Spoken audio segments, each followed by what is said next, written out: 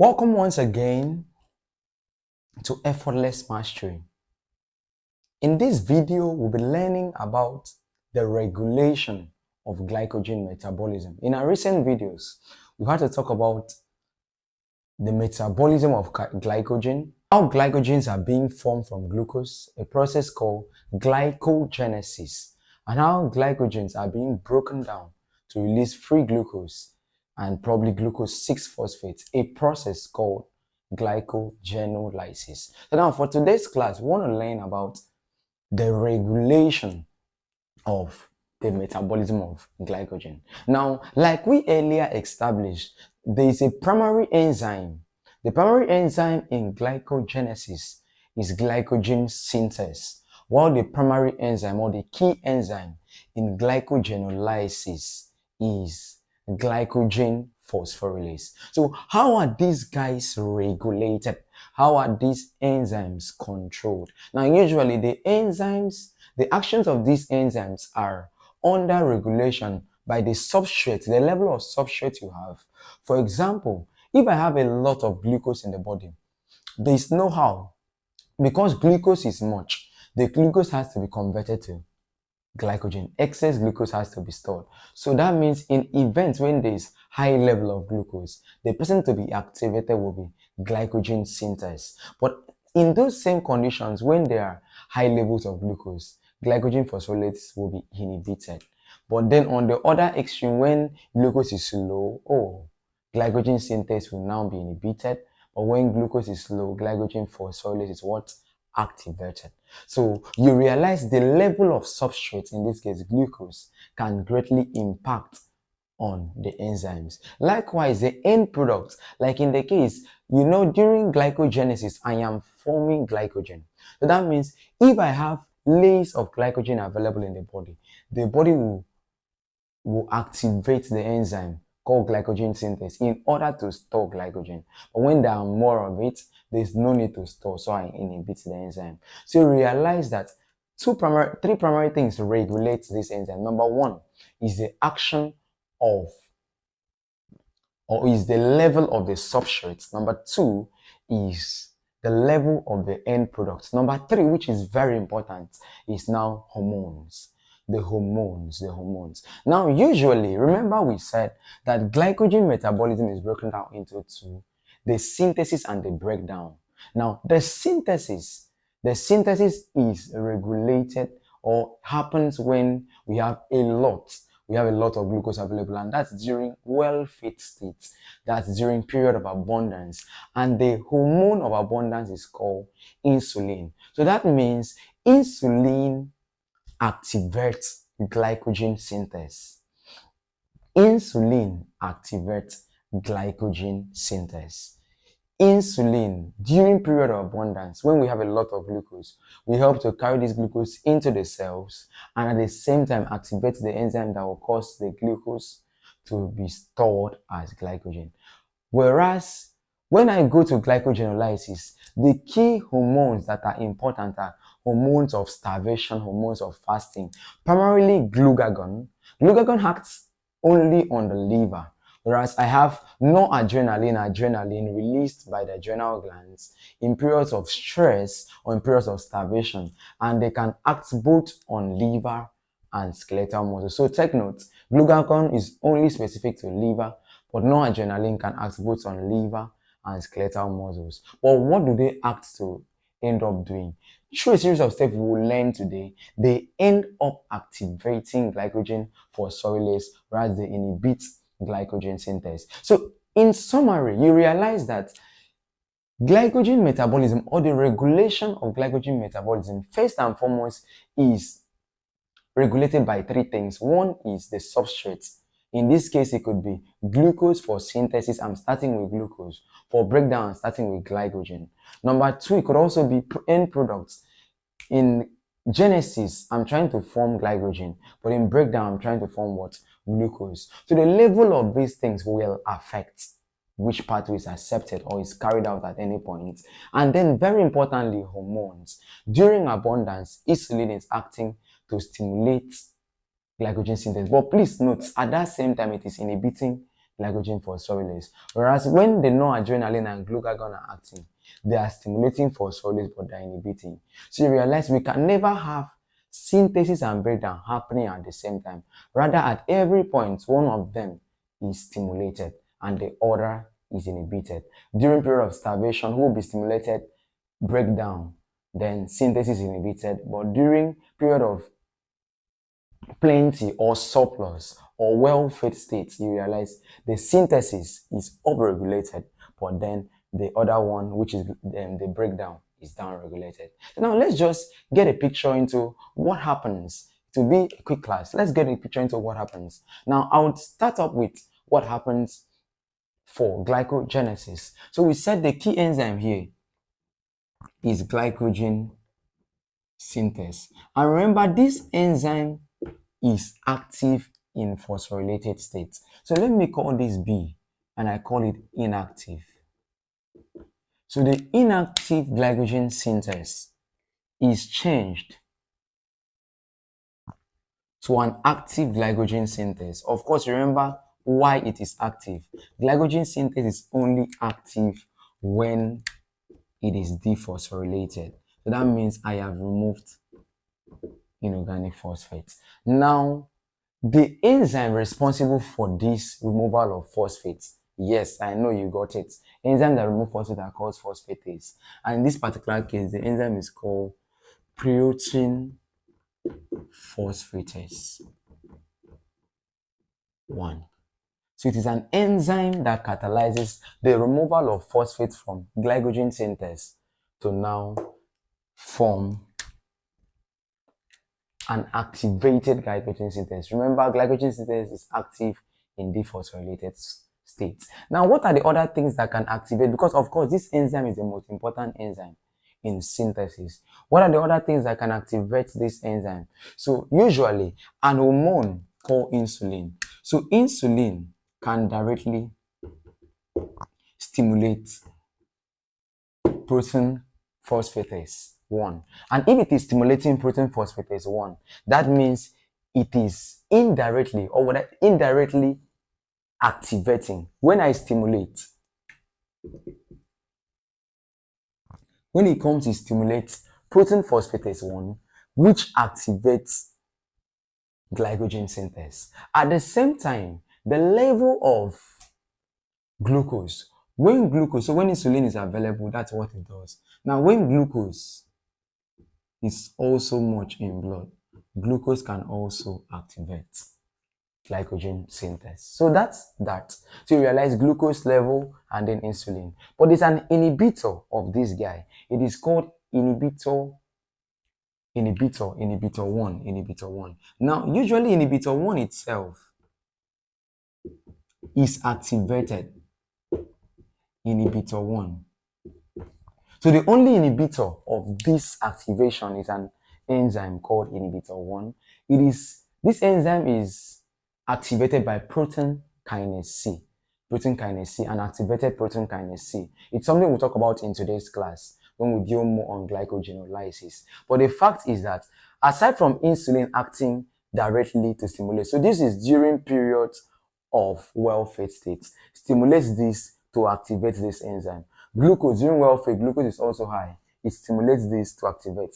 Now, during starvation period, hormones like glucagon and noradrenaline will indirectly activate inhibitor 1. Though they do that through protein kinase, I will show this up later. Activated protein kinase. So all those my glucagon. So glucagon, noradrenaline, or norepinephrine will show how this works. They activate protein kinase, and the protein kinase goes ahead to activate inhibitor 1. And so you realize during starvation, these guys are activated. These guys are available. They activate protein kinase that activate inhibitor 1 that inhibits this protein phosphatase 1, thereby inhibiting generation of glycogen synthesis. So you realize that during well-fed, so let's look at it this way. During well-fed states, who is a hormone? Insulin. What does it do? Stimulates this guy. What does this guy do? Stimulates, activates glycogen synthesis. During well-fed state, glucose is also available. It's plenty in blood, stimulates this guy. This happens. But during starvation, no adrenaline and glucagon stimulates protein kinase. I'll show you how they are activated. The protein kinase now stimulates inhibitor 1, and inhibitor 1 inhibits protein phosphatase. Remember, that is during starvation. So you cannot be forming glycogen during starvation state. So that is that for glycogen synthesis regulation. But when I look at, so you observe what to know there. When I now look at glycogen breakdown, that's glycogenolysis regulation.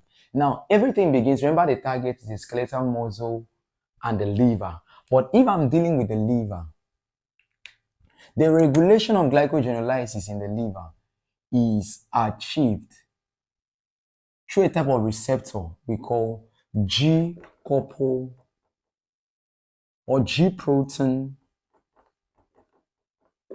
coupled receptor. G-protein coupled receptor. Now, what do this receptor do? These receptors, they are membrane proteins, and this is how they act. They have a place for the hormone to bind, and you have them come this way, and on the inner part of the membrane, they have a place, they have an enzyme. And specifically, this enzyme here, for this particular one, is called adenylate cyclase. So what happens? Once my hormone, the hormone here could be, for liver, it could be glucagon, it could be noradrenaline. For skeletal muscle, it is only what? Noradrenaline. Once that hormone binds here, what does it do? It activates the G protein. The entirety of the activation of G protein will be discussed when we talk about endocrine physiology and we dwell on how G protein is activated. But for this, the purpose of this class, all I need you to know is that G protein is activated when the hormones bind. So I have my hormone come in and bind. Mainly they bind, it is activated, and its activation activates the enzyme on the inside called adenylate cyclase. What is the action of adenylate cyclase? Adenylate cyclase catalyzes the conversion of ATP to cyclic AMP. So usually the enzyme that catalyzes this step is called adenylate cyclase, and then there is removal of inorganic phosphates. So realize we had 3 phosphates here. Here, how many do I have? 1 monophosphate. But this enzyme, adenylate cyclase, ensures that I don't only form AMP, but I make it cyclic. So once the glucagon and noradrenaline binds here, they activate this. Adenylate cyclase comes into action. And what is this action? Conversion or formation of cyclic AMP, which we call second messenger. The cyclic AMP will now go inside the cell to do the action. So you realize the hormone itself cannot come in to do the action within the cell. So what happens? Through the binding of hormone to this receptor, the J protein couples this receptor to an enzyme. So anytime you bind, I activate myself and I activate that enzyme. The enzyme now does the action it would have done, which is formation of cyclic AMP. Cyclic AMP will do what he would have done if he was inside the cell. That's why they call him second messenger. So now we go ahead. Right here, the next thing to note is that cyclic AMP that has been formed, cyclic AMP is used for the activation of protein kinase. So I have from protein kinase, inactive. An inactive protein kinase is one that has catalytic and regulatory. So the nature of protein kinase is that it has both catalytic sites and at the same time it has regulatory sites. Catalytic, regulatory. So it's as if I have, you look at an enzyme, it has its binding sites, 2 binding sites. Those binding sites are called catalytic sites. But these binding sites are being covered by something, and that is called regulatory. So you realize on this catalytic, I am covering them by a regulatory or an inhibitory subunit. So what does the body do? The action of cyclic AMP is to come and bind to the regulatory or inhibitory subunit and carry them out. So that what I now have is now called protein kinase C. Please remember it was protein kinase C. but this time around having only catalytics, and this is the active subunit. So what have I said? I have an hormone. This is the active site. So the way it is, they have two active sites, but usually the two active sites are occluded by inhibitory subunits. So what do we do? The action of AMP, cyclic AMP, is to come and pick up those inactives or inhibitory subunits and then change him to something that looks like this.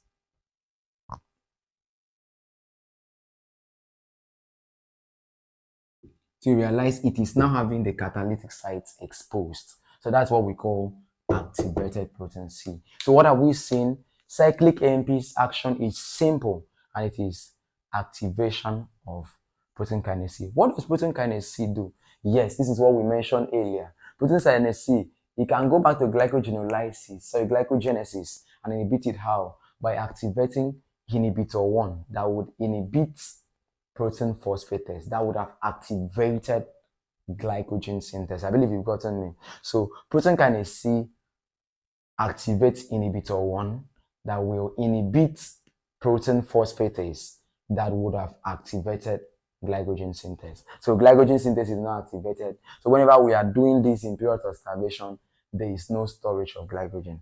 Okay, so now this protein C, kinase C, what does it do? A kinase is someone that transfers phosphate or adds phosphate, transfers phosphate. So in this case, what happens is that protein kinase C will phosphorylate an enzyme. So I'll clean this.